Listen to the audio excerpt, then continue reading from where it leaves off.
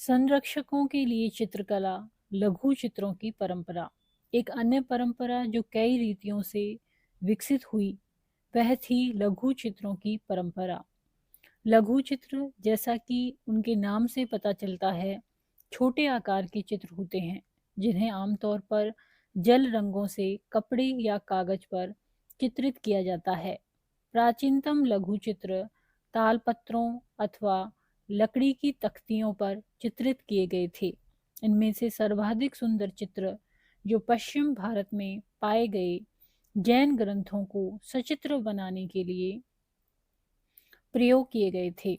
मुगल बादशाह अकबर, जहांगीर और शाहजहां ने अत्यंत कुशल चित्रकारों को संरक्षण प्रदान किया था, जो प्राथमिक रूप से इतिहास और काव्यों की पांडुलिपियां चित्रित करते थे।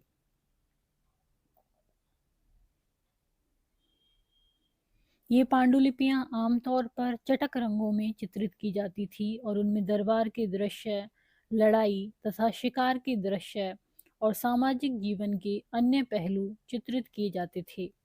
अक्सर उपहार के तौर पर भी इन चित्रों का आदान प्रदान किया जाता था और ये कुछ गिने चुने लोगों, बादशाह और उनके घनिष्ठ जनों द्वारा ही देखे जा सकते थे। यहाँ पर ये चित्र दिया गया है, शिकार के दौरान आराम करते हुए अकबर, मुगल लघु चित्र।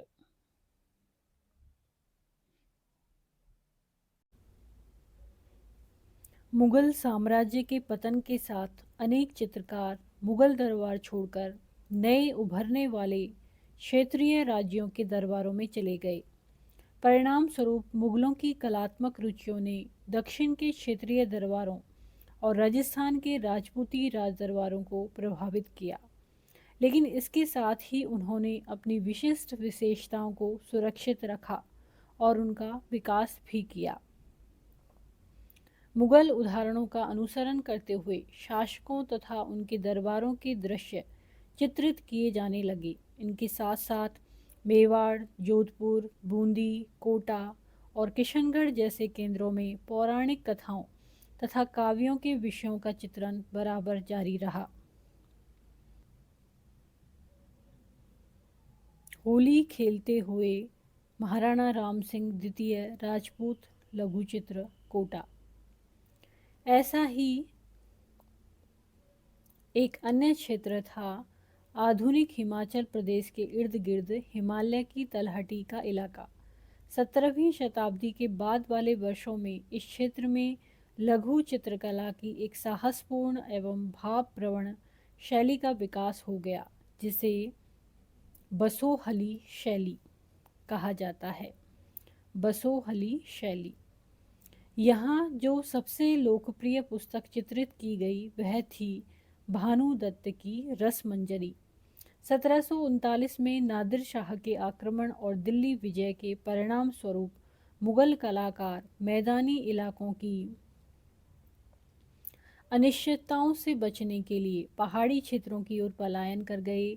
उन्हें वहां जाते ही आश्रयदाता तैयार मिले, जिसके फलस्वरूप चित्रकारी की कांगड़ा शैली विकसित हुई। 18वीं शताब्दी के मध्य भाग तक कांगड़ा के कलाकारों ने एक नई शैली विकसित कर ली, जिसने लघु चित्रकारी में एक नई जान डाल दी। उनकी प्रेरणा का स्रोत वहाँ की वैष्णव परंपराएं थी। ठंडे नीले और हरे रंगों सहित कोमल रंगों का प्रयोग और विषयों का काव्यात्मक निरूपण कांगड़ा शैली की विशेषता थी। स्मरण रहे कि साधारण स्त्री पुरुष भी बर्तनों, दीवारों, कपड़ों, फर्श आदि पर अपनी कलाकृतियाँ चित्रित करते थे। कला के नमूनों में से कुछ ही बच पाते थे। इसके विपरीत लघु चित्र राजमहलों में सावधानी पूर्वक रखे जाते थे, जिससे वे सदियों तक सुरक्षित रहें।